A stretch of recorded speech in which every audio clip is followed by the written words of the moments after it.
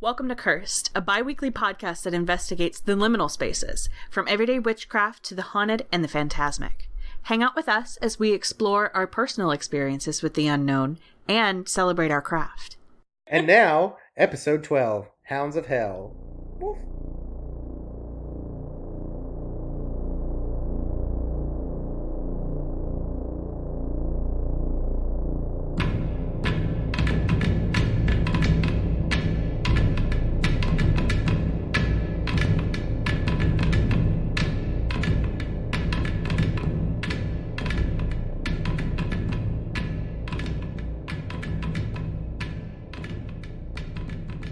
All right, so before the show, here's our Patreon shout-outs.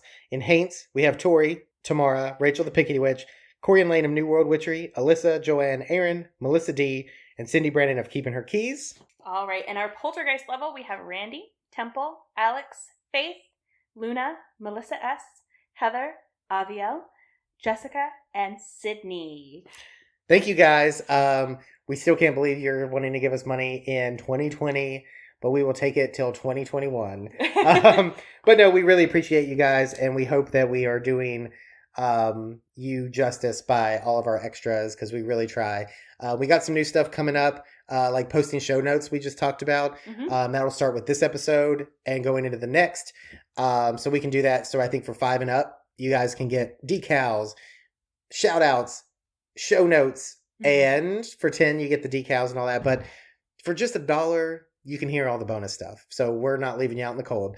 With all that out of the way, on to the episode, which is about demon dogs. Okay, so this is episode 12. Yes. And we're talking about demon dogs, or devil dogs, or hellhounds, or black dogs. There's a whole bunch of different folk lore and tales about such beasts for centuries. So we're going to touch on all those. We live not far from one of the more famous ones, especially for the United States. So we'll talk about that, because we are joined today by Tori. Hi. And we went up there during a trip from Boone, and it was so close, like 20 minutes. Yeah, it was only that we were just like, 30. let's drive through there. So we'll definitely have to go back, but we want to talk about that. Heads up, we are being more immersive tonight with our episode, and you will hear dogs in the background as an ambiance, and not because our dogs are mad they can't be out and destroy things. Right. So if you hear them, maybe they're not even here. It's a ghost dog. Ghost dog. You heard them on the Yule episode. This time we get to explain them away, like on purpose. So to begin with, this is in Valle Crucis, North Carolina. So it's Western North Carolina, not far from Boone, like we said. It's this really cute little mountain town. It's the cutest mountain town I've ever seen in my life. And I think like they've got the what do you call those general mass stores? General stores. From like 1800. Yeah. It's still like the same building. We didn't go into it. But we wanted to. Yeah.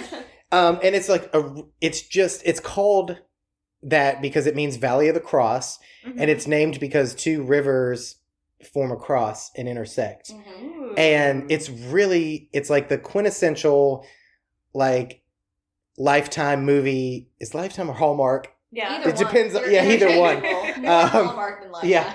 But it's like, that little sleepy mountain town, and like how I just want to get away from my corporate life and live in a cabin. And by the river. Honestly, by the river. Almost was that person, because it's same. It's like the perfect combination of everything that I like, because I love the mountains, and I also am a river witch, and I need to be near the river, near the water. And it's like no matter where you were in this town, you could see the river as well as mountain views. It was fucking gorgeous. That sounds beautiful. Right. Google it and look at it. We'll post pictures. It's really pretty, and it's right near some town called Seven Devils. Yes, I've heard of Seven Devils. We also a Florence and the Machine song. We really liked the name, and it was like, man, what if your letters and address were so and so Seven Devils, North Carolina. Now, it supposedly Down with that. Right? was named after 7 brothers who were raucous and caused problems. Ruckus. However, I mean, I feel like it's named That's after. still good. Yeah. We'll even post that picture. You can see there's like 7 mountainish little small so it's probably that too. What else was down in that little hill we wanted to go to? There's like a little cemetery, but you're also kind of in an area where it's like if I drive down the wrong road, I might get shot at. Yeah. Shot. Especially our cars with fucking like resist stickers and cursed podcast stickers. If you want one, they look real good. Fleeing from like redneck, crazy backwoods, like conservative And people. there's some protective runes on that shit too, so. There That's is. true. Yeah. There is. You're right. So we go down there in the day Yeah. because we want to check it out because we're going to come back at night. And he's smart and he like planned in advance and was like, we're going to check it out in the daytime and figure out where we're going to park at night when it's like too dark to see shit. And I'm like, that's Fucking so Virgos. fucking brilliant. well, I'm such a Virgo right now. I can't. I love it. but at the same time, it's a good thing we did because this Yeah. road is not a real road. Mm-mm. I mean, it's a road that's Okay. obviously been there since I think the church that this is happened at is 1826. Yeah. Okay. This road is not quite dirt, but not full gravel. It's a pretty like janky road, Okay. and And there's only room for one car at a time. Yeah, on it. So it's it's like a typical mountain road where there is no two-way traffic at all. right. Yeah. It follows it goes over a bridge. That's the first thing you do, which will come in handy when we talk about the first reported sighting of this thing. And then it's probably 2 miles Mm-hmm. Yeah. at most, 2 miles to the church. And you pass all these other houses, and so we're like getting a little anxious with this. Like, this is not a road people drive down unless they live there or unless they're looking at this because it's Right. pretty popular. So I think that's why we were a little iffy about like what are we going to do because I'm sure people are used to people coming up here. Mm-hmm. So we drive up and there's like a lot of empty areas across from the church, but there is like a house that you can't see. You can see a driveway, and then it ends at like this long turnaround. So we did that a couple passes. Mhm. It was November of last year, so it was very foggy and misty. It already gave this eerie feeling. And if you guys have listened to us and taken our advice and listened to Old Gods of Appalachia, it is true. It gets darker here because of the mountains. Yeah. And well, not here, And but darker there. quicker too. Yeah. Yeah, earlier because it's like, And it you feels know. like it sucks all the light out when it gets up there. Yeah, and it goes quick. So anyway, we go on about our day. We go down to Boone and like have a really good. It's pouring rain at that point. Yeah. Have a good dinner. Really fucking good drinks at a place called Ransom. Random Ooh. pub. There was like downtown some. Boone. Yeah, there was some college football because this is by Appalachian State, Yeah. and so It was literally like one of the best restaurants I've been Yeah. to. It Yeah. was and the only so reason that it good. cleared out. Fun, cute Right. little town. I Yeah. love Boone. Yeah, and so it's like a college town, but it's not like. A college. Like the historic downtown is literally not even a block from the campus. Right. It's really, really cool. It's so nice. Yeah. Mhm. And the drinks we got, and then the lattes we got was we were leaving. Like It was You- like it was a restaurant combined with a coffee shop. Ooh. So like the on bar had right- a little coffee shop. Yeah, on the right side was like the bar and then Mhm. seating, and on the left side was seating and then a little coffee bar. So you Neat. could like get drinks, which is what we did. We had like Mm-hmm. 2 or 3 drinks each, and then we both went like when we were leaving and got like a coffee drink on the way Mm-hmm. out, and they had lavender lattes. Fuck yeah. Yes, And I got a he pumpkin put spice. A heart Of course in you did. my coffee I love like it. whip. Right. He put a little heart in Oh. it. It was the best. I didn't get a heart, but it was still a very good pumpkin spice latte. And look, I am not very crazy about tater tots, but they had some bomb ass tater tots. Really? Like, fucking delicious. Their food was so good. So good. And they had Nice. Beyond Meat burgers. Which It was really not good. expensive. It was so good. But back to the story. Go for the demon dog, but stay for the lavender lattes. Stay for the drink. And so then we go back.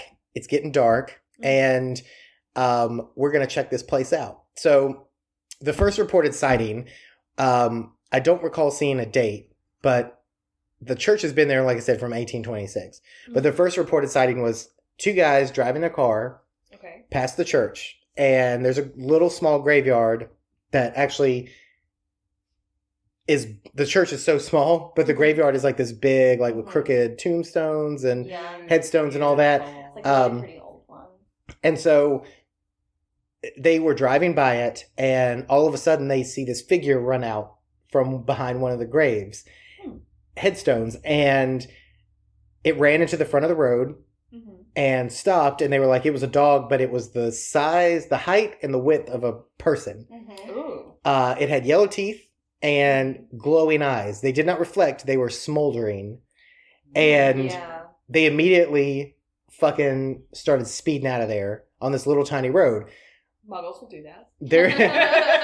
Their supposed speed was 60, 70 miles an hour. How they managed that. And they said that the dog was chasing them and was keeping up. Wow. They could see it in the mirror, and they said they felt like any minute it was going to bite the bumper and drag them to hell.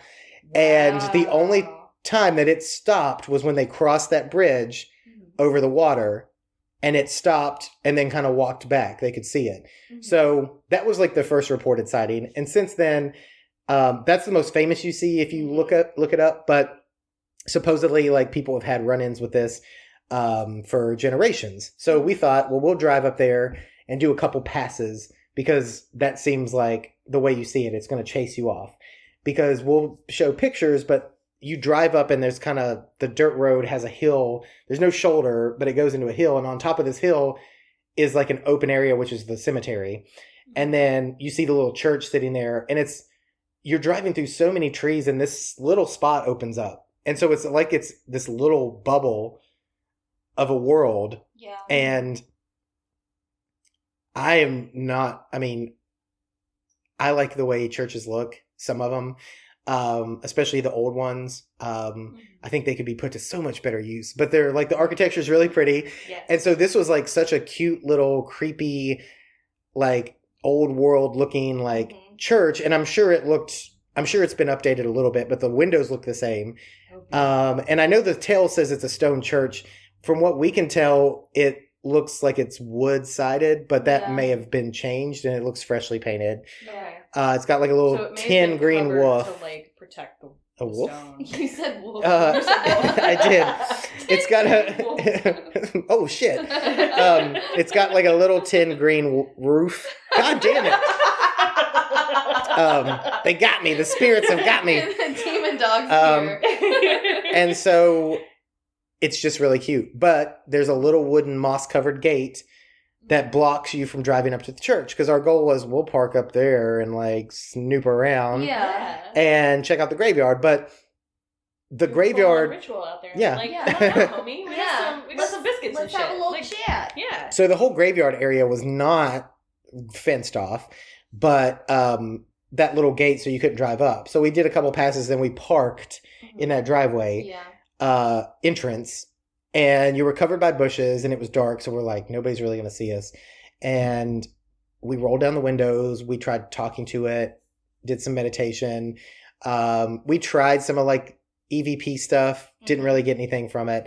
The whole feeling, like you could tell, like there's an energy there. Yeah, there's definitely a presence there, but it's not, like, it feels like peaceful almost. Oh, like, it's quiet. It's very quiet, and it's like he said, whenever we went up, like there was a gate across the actual, like you couldn't drive up into the church. Now we could have been assholes and just parked on the side of the road and climbed onto the graveyard because it wasn't fenced off. Right. But you could feel like that's not appropriate to do. Okay. You could feel that there was a presence there that wanted to protect that area. Well, it almost felt like, I know the gate covered one thing, like a couple feet of a driveway. The cemetery you could just walk up into. Yeah. But there was that feeling of like restricted, like don't violate. And it felt like it was disrespectful. Right. So it's like, at what point do you, I don't know, as witches and what we do as work, we were so ready to like go out and interact with this thing and hopefully see it. But at what point do you, this isn't like, oh, this is a no trespassing area. We want to get in to get to the building. We are on that land and we are on that area. At what point do you, I guess, offend just to try to get a reaction? Like, we're not here to elicit a response in that way. Right. We want to communicate with this thing, but if you feel like I don't want you to pass this threshold, appreciate it from here, we're not going to push those boundaries. And, we could have gone up to the church and walked around. We could have walked through the graveyard and stuff, but it felt like we shouldn't. Yeah. And so we didn't push it. And it's like, I don't know if we would have seen the demon dog if we had pushed it, but we're not here to like upset or offend or... We don't want to Absolutely be, Right. Zach, what's his name? Baggins? Yes. Zach Baggins. Well, we don't want to instigate anything. And now if Right. we had felt like this, like welcoming, and it wasn't even unwelcome, it was just, there's a boundary, Yeah. respect it, Yeah, and you're good. that's exactly what it felt like. And maybe, who knows what those guys supposedly did? Who knows what anybody else did? People can get a little disrespectful, as we've talked about many a times in Mhm. episodes. But for us, it seemed like the best thing was we'll take a couple passes, appreciate the feeling and the energy, try to communicate, be respectful. And if we hear or see anything, because if you listen to our episode 9 with Megan, Mhm. Deputy, and talking about spirits, she talks a lot about a grim. And that's essentially what this demon dog, of course, I guess the muggle word and the lore would be demon dog. But what we understand is grims who do a protective, who are usually in graveyards and cemeteries, and they protect the grounds. Yeah. So we're not going to record all that, talk about respecting it and working with them, and then go up there and like be dicks about it. Yeah. Right. Just to 'cause have we- something to talk Right. about. We practice what we preach, and we got good pictures, and we had a good experience. And maybe we'll go up one day during the day, and I think it's only open during church hours. Mhm. We're not going to attend a service, but it's like in between private properties too of people's houses. So we did a couple more passes, and as we were coming up, a car turned into a driveway, and they kind of like were slow, and then they Yeah. kept driving, and we They thought, kept looking at y'all like, Yeah. "Keep right. going." And so we thought, okay, maybe this is a good time to just like head on back, Yeah. because at this point, I'm sure these people are pissed because they get a lot of tourists up there looking at this stuff, or They locals. have The to. looky-loo. Yeah, they Right. have to. And so I'm sure any minute somebody's over there. Why else would the church have a little...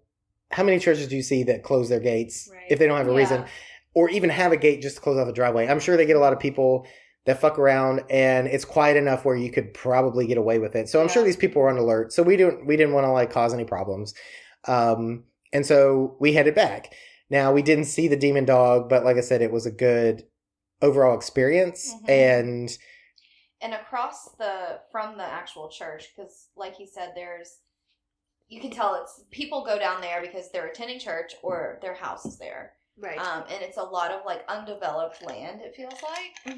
But across from the church, there was like a piece of land that had a gate across the driveway as well. that had no trespassing. That had no trespassing, but it also had a sign on a tree that said "Beware of dog." I took a picture of that. Nice. And I thought that was fucking hysterical because we did not see a dog over there at all. So That's amazing. to me, like, we talked about it, and I was like, "Do you think they're talking about?" Because if I lived across from it, Picture. I'm going to post the picture. And Okay. if we lived across from it, I would put up a beware of dog sign too, Right. as a Yeah. tongue-in-cheek, Yeah. like, Yeah. funny thing. But, And I don't think we noticed it until we were leaving because I think we turned around in that driveway and we're like, Yeah. "Oh shit!" yeah. Okay. But yeah, it was like, it's a cute little, very eerie, because it felt like it felt like this little bubble. It was like, you drove up this road, there's all this river, and there's all these trees and woods and houses, everything's like cramped in. And then you'll see in the video, it opens up to this tiny field, which is only a field because it's a graveyard. And then the little church, and then there's a wall of trees, and it just felt like you were stepping back in time. You felt like you were in it. And so the last thing we're going to do is go up there. Now, if you had permission and we had time and we felt like we could, you could do a ritual even at the gate, which we can talk about. That's basically a crossroad at that point. Yeah. Because we'll go into all of that good stuff, connect Hecate and all these other lores with Hellhounds Descent and into the underworld. right. Yeah. But at the end of the day, that was our little trip. The pictures are really cool. We've been sitting on them since November, but we had stuff planned out, and we were like, we can't wait to get together and talk about this. So, cute little mountain town. If you're in the area, it's definitely worth driving by. Don't push your luck. Like, don't get in trouble. Yeah, don't be disrespectful. Right. Don't tell them we sent you. Y'all are our ambassadors. Put out Right. good words and good feels. Yeah. And it's like, it's one of those places when you start driving down that road, it's like the minute anybody sees our car, they probably know everybody's car that comes down this road. The minute anybody sees our car, they're on alert. Yeah. So something to be mindful of, but that is a cute little town. And when we want to go back and check out the general store and all that. Start looking at properties. But yeah, so that was our little trip. But that's not the only demon dog that we're going to talk about. No. Or the idea of what these are. So speaking of notes. I guess that's me. I mean, what you're describing is definitely what I have for the definition of like a Kirkgram, a Churchgram, which is all kind of over Europe, especially I found in England, in Sweden, and in Finland. Churchgrams are kind of, I don't know, I had trouble finding if there was one place that it sort of originated and then, you know, it got moved somewhere else because of immigration. I couldn't tell. But it's kind of all over, and it comes from the folklore that the person who is first buried in a churchyard is the one that's supposed to guard it. Yeah. So instead of telling a human, hey, so you're not done yet, you don't get to go do fun things, you have to stay here and guard this land and protect the church, they instead would sacrifice a dog, usually a black dog, to do that. Fuck that. Oh, I hate that. Yeah, so they would actually, there are some accounts where they actually talk about burying the dog alive under, like, the cornerstones of a church. No. Yeah. These were the goodest boys. I hate know. this. Like, this made me really upset. Yeah. But that's kind of where the lore came from, because the dog is a protector of a gateway. And I think throughout all of my research, that comes up again and again and again. So old, though. So, like, we can talk about, I mean, the Greek, I mean, I'm sure it goes back before that, but that's, like, the most famous. Is Cerberus. Yeah. He's literally a guard dog, you know, who stands between the worlds at the gates of hell and says, so you think you're getting in, huh? Right. Or you think you're getting out. Yeah. Also, you know? I've got 3 heads. Yeah. Like, he's the baddest boy. And they called him Spot. Like, that's literally what Cerberus translates to. Did you know that? Is spotted dog. Yeah. Spotted dog. Yeah. I love it. And we're not saying it was Hecate's dog, but. And I mean, she's often accompanied by the wild hunt or by lots of different baying of dogs. Like, there's lots of different ways to tell when she is near. And one of them is, you know, especially when I go and do a ritual at the crossroads, it's like all the dogs start barking. Well, and for me, I have a lot of signs and symbols and omens, and it's usually a barred owl, but there's always a dog's barking, and you can tell there's a difference because dogs bark here and there.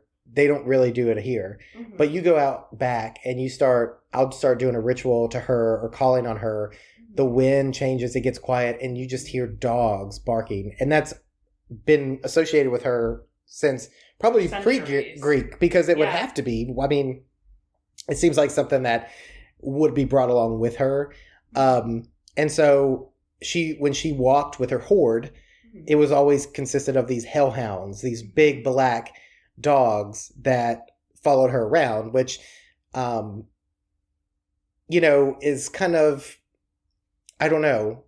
I mean, there's so many different associations with dogs. People would sacrifice black lambs and black dogs to her. I don't think that's why I think it was because of the lore or the idea that she had these dogs with her, that's why people sacrificed them. I don't think it's the other way around, but yeah, it's really interesting that for so long they've been these gatekeepers. Yeah. And it's, I mean, as soon as we learned to domesticate and make friendships with wolves, we've used them to guard things. Green tin wolves? Right, and they're protective. Yeah. But they can also be super loving, but as soon as you need them to turn it on, they will. So we've exploited that for centuries. And I think that shows in a lot of different lore too. because I found so fucking many. It's insane. And then I don't know if you've heard of the Kunanun, who are also supposed to be spectral hounds who are part of the wild hunt. Yeah. And then, so their job is actually to hunt wrongdoers into the ground until that person can run no longer, just as the criminals did to their victims. So definitely like some vengeful spirit magic there that I fucking love. Absolutely. Like that is 100% like attack dog mode. Yeah. Yeah. And then dogs are also associated closely with the Morrigan too, right? Yeah. So again, we have that sort of like gatekeeper, connected to the underworld sort of thing. And then one thing that I thought was really interesting was that they were so closely associated with the color red, and they were said to have red ears. Because red is the color of death. Yeah. Yeah, which I thought was really cool. And then there's some lore about them that says the howling of these huge dogs foretold death to anyone who heard them. And that their growling was actually loudest when they were at a distance. And then as they hunt their prey, as they sneak up on their prey, they become quiet. So I love you never know when they're going to strike. Like, I thought that was cool. Terrifying that would be. Yes. Because if you hear it super loud and all of a sudden you hear it like super quietly, then you're in some shit. You know that you fucked up. Yeah. Yeah. I thought that was really, really, really cool. So, and they sort of go into that too. And then we have the variant of, all of the different ones in England. It seemed like England had different tales of black dogs everywhere. Yeah, and some of them are even called like ghost dogs. Mm-hmm. And I know there's some like out of Scotland, and you'll talk about that Appalachian variant, which makes me wonder, did they bring that over to like that? Right, because a lot of what was settled there was German, English, Scotch-Irish. So that would make sense for that to be an extension. Because one of the more prevalent ones in Europe is Old Shuck. Mm-hmm. Black Shuck, Old Shock, or simply Shuck. Mm-hmm. And it's a ghostly black dog that roams the countryside of East Anglia. Mm-hmm. It's everywhere from Norfolk, Suffolk, and Cambridgeshire to Essex. Mm-hmm. And Shuck is an Old English word for meaning devil or fiend. So, yeah, you do get a lot of those like European ones, which is... It just seems like they're everywhere. Yeah. And I mean... And it's funny because it's like the ones that I could actually find the most research on were the English ones. We have the Barghest, who is in the north of England. And then we have Black Shuck, which you talked about. In Peel Castle on the Isle of Man, there's a Muffy Dog. Who... He sounds cute. He was actually... I think there was a guard who had too much alcohol before he went on duty. So then he wasn't doing his duty. And so the dog, this big spectral hound, came up out of nowhere and attacked him for not protecting the castle. Wow. Yeah. And then in Devon, they have the Yeth Hound. The north of England, again, we have a different variant, which is Gytrash. I probably am butchering that. If anybody lives there and can pronounce it better, please let me know. And then in Bully Bay, on the Channel Islands, there is the Black Dog of Bully, who I think is again another dog who guards a castle. So it's really interesting that it's so prevalent and there's so many versions of the same myth all throughout England. Yeah, and they all have different names. Yeah, so this Appalachian Hellhound. Mm-hmm. Tell us about that. Yeah. So it's very much kind of what was described in your story. It's described as a very large black dog. Sometimes it walks up on 2 legs. Sometimes it walks on 4.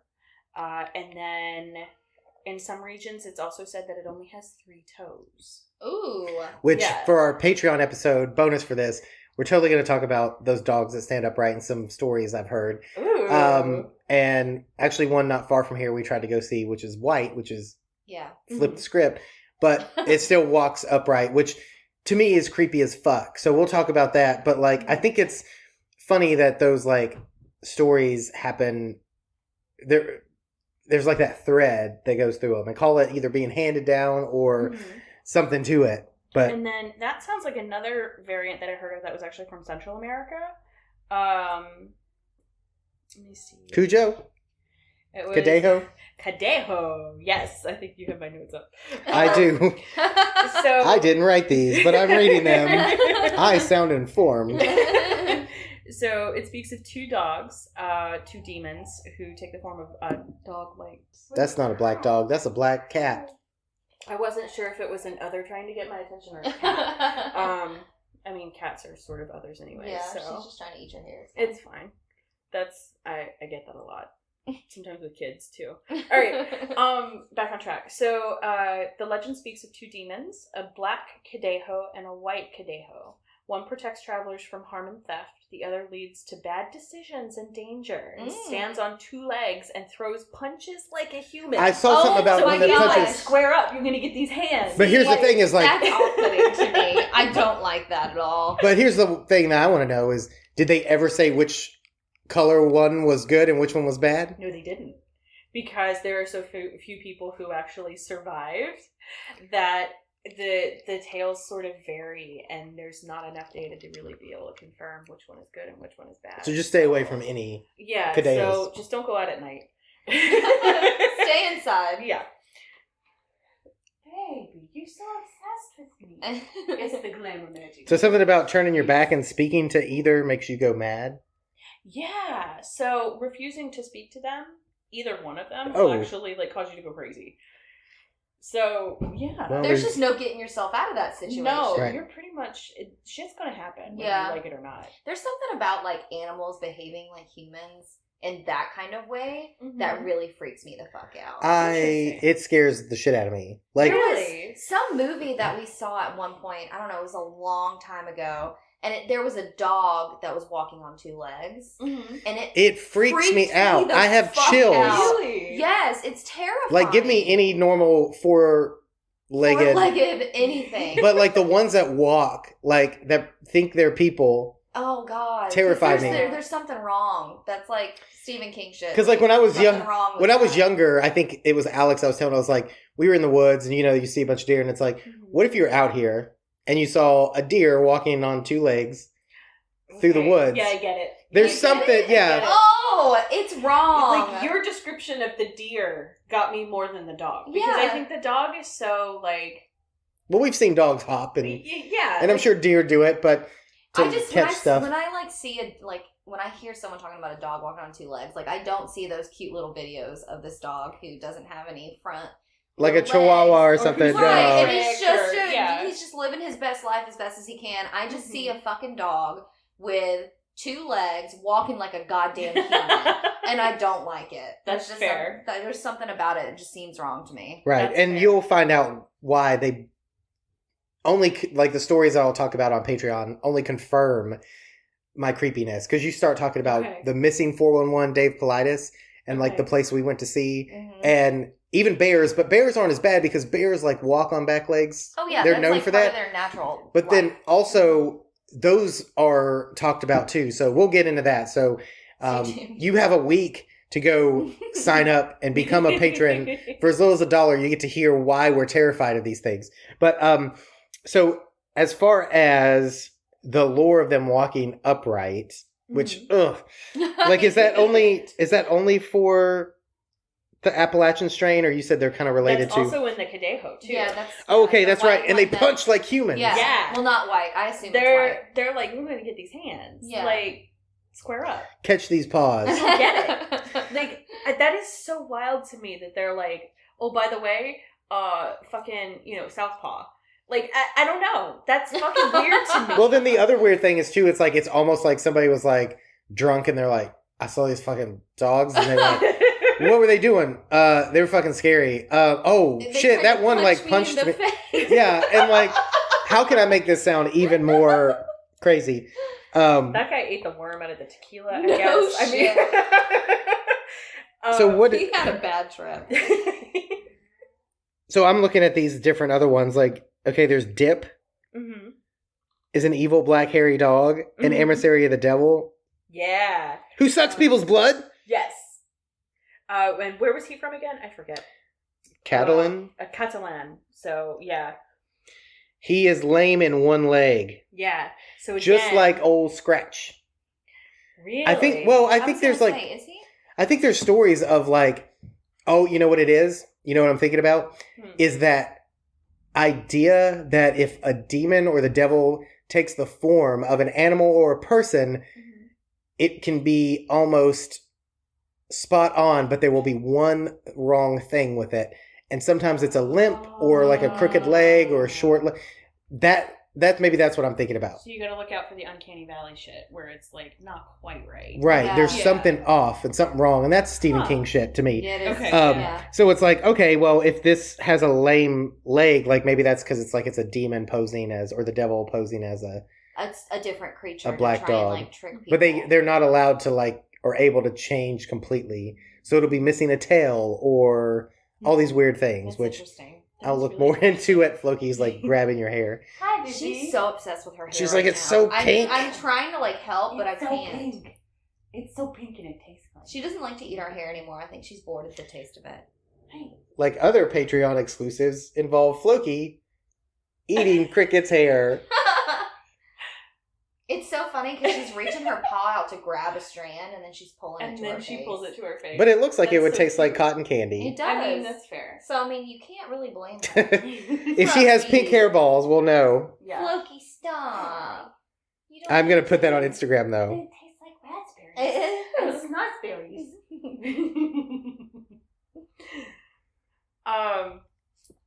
Quit. Stop. I know she smells good. I think she's obsessed with like smells. I think that's what it is. Yeah, you have pink hair in your mouth. You don't want that. I totally should have paused this. But anyway, so as far as black cats go, that's what they do. But other than dip, there is, I'm just going down your list and looking at like some of these other ones that I'm not going to be able to pronounce, but one of them flies, the Chinese dog, Oh, that was Tiangu. eating the sun. Yeah, so he actually talks about like eating the sun and causing a solar eclipse. Oh, yeah. Which goes back into Fenrir's children, which I think I have on here too. I can't remember their names. I could have told you until you said that. Yeah. Hati and Skull. So they are actually supposed to... The Edda state that the sun and the moon are children of Mundulfari. I think that's right. Otherwise little mentioned. So the wargs are children of Fenrir, monstrous wolf himself, and son of Loki. One day the monsters will run down the sun and the moon, and this will bring out Ragnarok. So again, we have that sort of like he's eating the sun, and then that goes in to Zolotl, who is actually an Aztec deity who was said to pull the sun through the underworld and up into the sky. So it's almost sort of like the Egyptian deity, the scarab, who like pushes the the dung beetle who pushes the sun through the sky.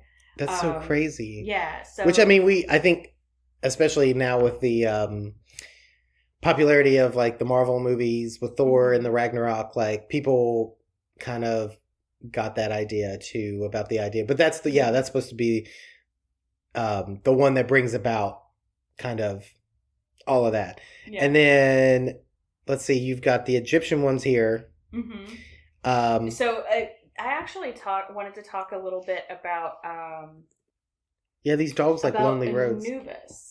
Yeah. Because again, Anubis sort of stands at the gateway of hell too. And he's, very closely represented with the Book of the Dead. And he's depicted as someone as having a human-like body, but his head is of that of a black dog. Right. So again, we're getting a sort of hellhound imagery, but it's a little bit different. But he's the one who is said to like weigh your heart against the feather of truth to see if you get into the good place in the afterlife. Or again, another gatekeeper. Yeah. Which when it's a dog, we're okay with gatekeepers. Yes. They're the only ones who are allowed. Yeah.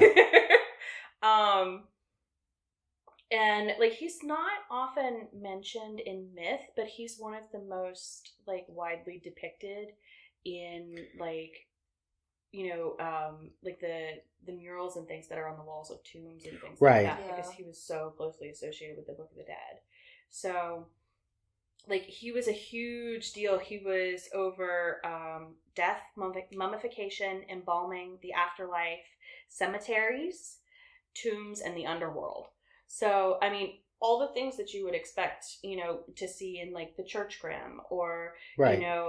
in the myth of the Aztec god who actually goes into the underworld and, becomes a god of death and that sort of thing. So, it's fascinating because there's even if they're slightly different, there are so many themes that are so similar. Yeah. Which I thought was fascinating. No, it's very, very interesting. There's so many similarities. Yeah. Yeah, and some have like a really like stark contrast in like their jobs and what they do, but then there's always that little tiny little thread that's kind of ties them together, and they're associated with death and the underworld and crossing and liminal. So that's our thing. That's what turns us on. Hell yeah. And so there's and I'm just, like I said, I'm reading your notes. I'm not trying to I'm not trying to mix you up, but no, you're good. In the Japanese mythology, Okuru Inu. Yes. Is that right? I think so. That sounds good. Yeah. It sounds pretty good. Because, I mean, it looks like it. Okuri, it sounds like it used. Okuri Inu, I think. That sounds good. Okay. We won't get back into Sailor Moon. No. So he's, again, sort of that, like, good news, bad news monster that we see in the Kareho. So the good news, his ferocity keeps other demons away. Oh, God. Following you. The bad news, if you stumble while walking, he's going to eat you. So it's like, I mean, I got your back. Fucking like redhead. Like, I know. Shit. It's like, oh man, I've got this buddy here. Thanks for keeping those demons at bay. Oh God, I stumbled on a rock. What the fuck? Like, you're doing good until you fucking stumbled. Mm-hmm. But there are ways, of course, because it's Japanese mythology, there's lots of trickery. So there are ways that you can fool this demon and get him off of your tail. So, like, if you pretend to fall, or if you say something like, boy, I sure am tired, or something like that, to sort of, like, bring his guard down, then you can turn around and overpower him, it sounds like. So it's interesting. Or you have here, sure am glad I stopped on purpose and went face first into the ground so I could check out this mud puddle. Yeah. He's like, oh, totally thought you tripped, man. That's cool. Yeah. I was gonna eat you. I'm glad you said something. And then there was one more that I wanted to talk about, which I thought was pretty cool. Because I do want to circle back to the church grams. Yeah. And ask you about some of your bullet points. Yeah. But. Okay. Do the one you were. So there's one more that I thought was really fascinating that actually comes from Inuit mythology. So his name is Amarok, which I hope I'm pronouncing right. I apologize if it's wrong. He's also said to stalk and devour any person foolish enough to hunt alone at night. Unlike wolves who hunt in packs, Amaroks, which is just like their deified version of like wolf spirit, wolf god, Amaroks hunt alone. So in one story, there's a man who's mourning the death of his relative, and he hears reports that an Amarok is nearby. So he and a different relative go in search of the Amarok. They instead find her pups, and the mourner kills them all. The mourner's relative becomes frightened because you don't fucking do that to a god. No. That's disrespectful as shit, man. That's not cool. So the two actually retreat to a different cave to hide. Looking out, they see the adult Amarok returning to her pups carrying a reindeer in her mouth. When the Amarok fails to find her offspring, she hastens to a nearby lake and drags a humanoid form from the water. At that moment, the mourner actually collapses. So it's implied that the Amarok actually took his soul from his body and drug it into the lake and killed him that way. Good for her. Right? Right. Good for her. And then, that's badass. There's a quote here that says something like, from which nothing remains concealed. So, like, again, we have this sort of spectral hound who can see more than we can see and is this protector and is able to do things that protect, like, herself, her like whatever her domain is. Yeah. So I really liked that. I thought it was really neat. But I love Inuit mythology. I think it's fabulous. Because again, that's where we get like the folklore that we were talking about earlier about labradorite, where they talk about like the northern lights falling down and getting captured into the stone. That is beautiful. Yeah. I love that. That I can totally see that. Right? And then supposedly there's a hunter who goes, and because there were no northern lights, so he goes and he finds them trapped in the stone, and he breaks open the stone, and then all of a sudden it all comes out, but there are still little remnants left in the stone, and that's where we're set to get labradorite. That's such a beautiful like story. Isn't that awesome? Yeah, I love that. I love it. They're master storytellers, and it's not. They're really good about not putting such a happy end on everything. Yeah, and it's just they're such resilient people because they live in such a cold, dark place. Sparse landscape. Yeah, and they're so in touch with how shitty things can be. Yeah. And their stories reflect that. But and I think that's important too. Like, there's not anybody out there who has a happy ending, like, on every story. Yeah. So I think it's important that, and it's more meaningful if a story has like a realistic kind of. And it's more meaningful if it does have that happy right, ending, because you know then it's real. Yeah. Right? It's not, oh, this is just another one of those happy endings. Yeah. I've never really read into a lot of their mythology. I think I need to It's really, really good. That. A lot of the native tribes of Canada have some beautiful mythology that is just wonderful to read. So I definitely recommend. Now, I'll delete this if you've already said it, but okay. I don't recall you mentioning to bring it back to Church Grimm's before we close out, that Yorkshire tradition mentions that they ring the church or have been known to toll the church bell at midnight. I did not say that. Before a death takes place. Mm-hmm. So they're almost like an omen of death again, or like So a guide, barking, or like it's almost mischievous, and they go and they ring the church bell. And then you've got here, during funerals, the presiding clergyman may see the grim looking out from the church tower to determine from its aspect whether the soul of the deceased is destined for heaven or hell. Mm-hmm. So if it's down, supposedly if it's up in the church tower, it's said that the spirit is going upwards, it's going to heaven. So therefore, if they see it on the ground, maybe you're going to hell. Which is where the party is, so. I know where Microbe's gonna appear. It's warmer down there anyway. Yeah. And then we had already talked about the first person who died, they would do a dog, so a human didn't have to do it. Mm-hmm. But here I think it's like funny how it says like they did that so it would protect against those who would profane them, such as thieves, vandals, witches, warlocks, and the devil himself. Yeah. And yet all these tales associated with the devil, or the underworld and death and all that. So I think it's kind of funny, the like juxtaposition that the clergy are looking at this symbol of like a helper or a protector and all this, but yet what sticks to the lore that we always talk about today, it's like hellhounds and devil dogs and stuff. So maybe they see it differently, but who knows? Maybe the hellhounds end up, it's like, well, we're guardians and guides of the dead and the spirits. And like, at that point, we're not worried about all the other shit that the clergy might be worried about. Like, this is real now. And it's kind of like what we had talked about before with Megan, how if it was the case, like, why would one of them... I mean, I think it's just respect. It doesn't matter if you're a witch or you're not. Mm-hmm. You're approaching something with respect, and if you feel like I don't need to traipse around this graveyard, then don't do it. Yeah. Consent is key in all matters of life. All matters of life. And so, like I said, I think it's just, all this lore and all these stories like have a similar idea that we can all relate to. And sometimes they're like creepy feeling and they're scary, like, oh God, I don't want to get chased off. But they're also teaching us like, there's guardians. And there's way more than just a grim of a church graveyard. But I think it's a good way to look at it. When you do, because we do a lot of work in graveyards and we check them out and we appreciate them and like them. But yeah, just go there and always think that there's going to be a grim chasing your ass down if you fuck up. It's true. And I think that's how you should operate in life at all times. Yeah. Right.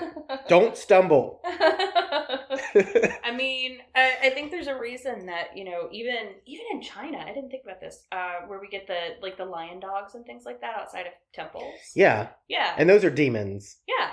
So, I mean, it's so pervasive, and it's just, I think demon is just, having to deal with the underworld in some way. And there's no reason to be afraid of that unless you're doing something you shouldn't be doing. Right. Right. I think that's what a lot of this comes down to. Don't track down the demons, pups, and kill them.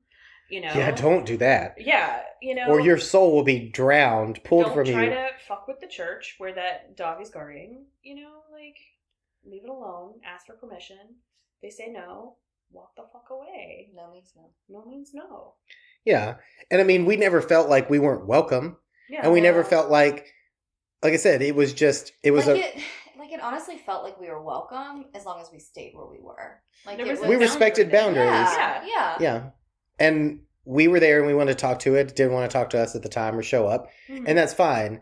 But it's like, we're getting this thing to show up. Let's go kick over a tombstone and drive away. No, we wanted to see it and communicate with it and reach out to it. But I think we showed, again, like we've talked about multiple times on different episodes, we carry ourselves where when we go into those places, things take notice on our disposition. And it's they're only here to honor, respect, and maybe communicate. They're not here to cause trouble or vandalize or fuck around.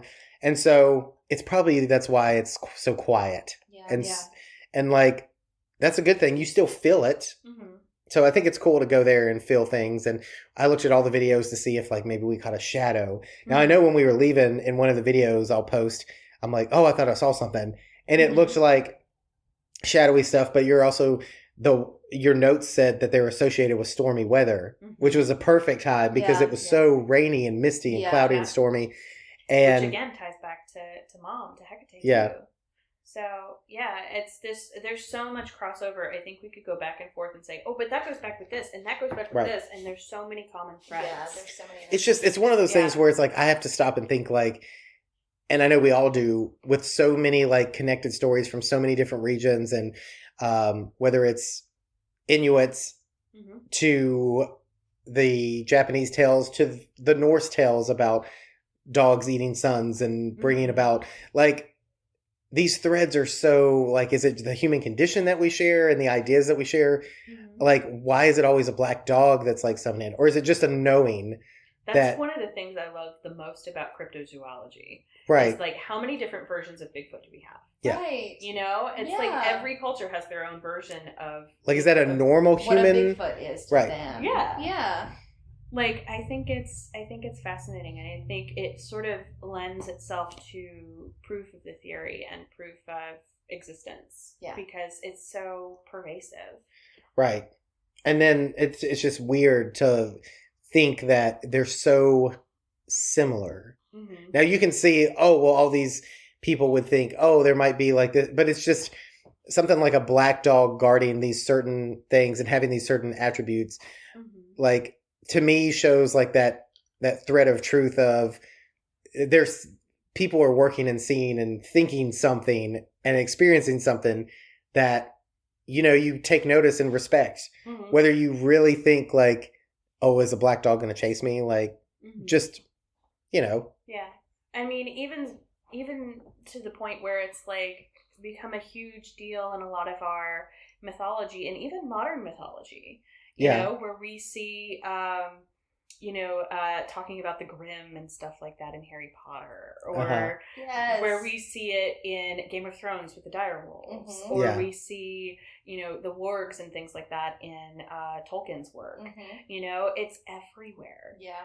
And we just keep adapting the myths and retelling the same stories. And I think that's kind of what we're doing here too, with all of these different versions of things that appear, is they're very similar. It's frighteningly similar almost. Because I thought, okay, we're going to do this episode and we'll talk about the one we checked out, and we'll find a couple other states around us, and obviously the European ones, that'll mention these ghost dogs or these demon dogs. But for it to go so far back and to find all these things, it's this is an archetype. There is a reason for this. There has to be.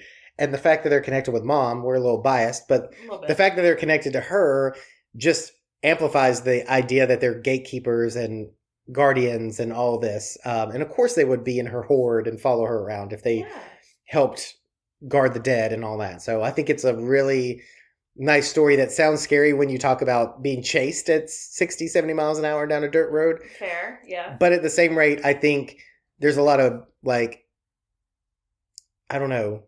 I think it's like there's a lot of beauty in the idea that there's these guardians that no matter what are like looking over what we consider what's left of the dead, even though there's so much more happening on the other side. Yeah. And you've got to stop eating her hair. I'm trying so hard, but it's like I can't keep up with her. It's fine. So it's really not a big deal. It's not bothering me. So we're almost at an hour and we're wrapping things up. I did want to plug. Oh my God! See, the hounds are calling. I did want to plug one podcast that I checked out because it was so relevant. It's the Witchy Woman podcast. Yes. And she had posted like a pendulum episode. I think she says pendulum. Before we did our divination, and it was so good. I listened to it, and if you thought I was informative on pendulums, wow, you should listen to her. No, she really has like so much good information, and it's so in depth, and she's just fun to listen to. So shout out to her. Check her out. And then finally, before we go, I think Tori's got some shit to plug. I do. Yes. So Alyssa and Alyssa was also on the Yule episode that you guys have probably listened to at this point. Alyssa and I are launching a YouTube channel. It will actually be going live in 2 days by the time you guys are hearing this. So Sunday, February 2nd. So look for it. So go to youtube.com, search Faces of the Faceless. We're also on Instagram. Same thing, Faces of the Faceless on Instagram. We're going to have the link in the bio there on Sunday by the time we launch. So hope you guys give us a listen. We're obviously going to talk about witchy shit and a bunch of different witchy shit. So and me and Cricket might even pop on. Yes. You never know. Because you guys want to talk to witches. Oh, no. And I know. You guys will be popping on at some point. Yes. Excellent. Yeah. Yeah, we're excited about that. Hell yeah. So we're really looking forward to it. So if you listen to us and you hear this, go search for it on YouTube. What's the thing you like to say so much now? Like and subscribe. Listen to our coffee talk? No, No, don't forget to like and subscribe. And hit the notification bell. And hit the bell to receive notifications. And speaking of, you guys can go review us. Now, we have an iTunes or Apple Podcast, have star ratings and reviews. Podbean doesn't, but you can always follow us on Podbean. Share us. Google does as well. You can Google does? Okay. reviews there. I think whoever does, if you see a way to rate and review us, just do it. Go follow us on our Instagram at CurseCast. If you have ghost stories, demon dog stories, grim stories, whatever, our email is at cursecast@gmail.com. We don't plug that enough. And then if you want to, please talk to us or slide into our DMs and tell us about your ghost stories. And then we're going to go to Patreon and talk about these fucking upright walking dogs. Oh. Yes, I need to hear about this. Yeah. Because as you can tell, I did a lot of research, and You did. I don't know. I have not heard this, So, I'm excited. It won't come out right after this, but next week it will. So go fetch. Dude, I'm gonna do dog. I'm gonna do dog puns. Boo! Dad jokes. Dog puns. Okay. Well. Yeah. This is it. This is done. Yeah. Okay. Bye. Okay, bye. Okay. Goodbye. Woof, woof. Now would have been the perfect time for the dogs to bark. I know, and but howl. they didn't. Of course they wouldn't. Cursed is a bi-weekly podcast produced by Bones McWilliams and Cricket Word. Editing by Bones McWilliams. The theme for Cursed is Voice of the Trees by Sun and Moon Dance. Check them out on Spotify, YouTube, or at sunandmoondance.bandcamp.com.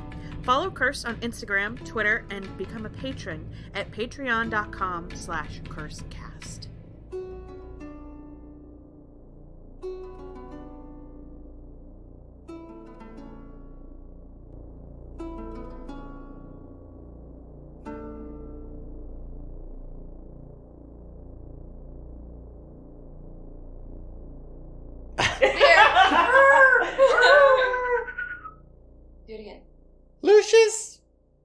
Hex. They're not literally looking. cocking their heads right now. That's the only time they've been quiet this whole goddamn time. Right. Okay, well, that's going to be at the end of the episode anyway, so pretend they barked. Okay, bye.